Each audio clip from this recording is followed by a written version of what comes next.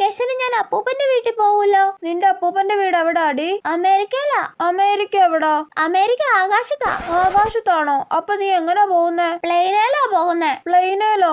നിന്റെ ഒരു ഭാഗ്യം. അപ്പൂപ്പന്റെ അമേരിക്കയിൽ വലിയ കൊട്ടാരം ഉണ്ടല്ലോ, പിന്നെ കൊറേ കാറും കൊറേ വീടും കൊറേ പ്ലെയിനുകളും ഉണ്ട്. അപ്പൂപ്പന്റെ പ്ലെയിനേലാ ഞങ്ങൾ അമേരിക്കയിൽ പോകുന്നേ. ആണോ? നിന്റെ വീടിന്റെ മുകളിൽ കൂടെ പോകുമ്പോ തന്നെ ഞാൻ ഡാറ്റ കാണിക്കാം കേട്ടോ. ആ ഓക്കെ.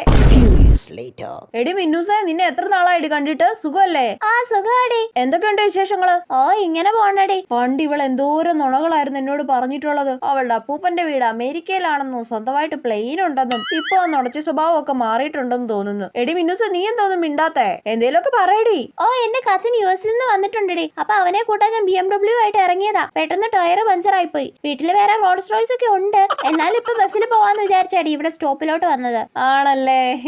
ഇവക്ക് ഒരു മാറ്റം ഇല്ലല്ലോ.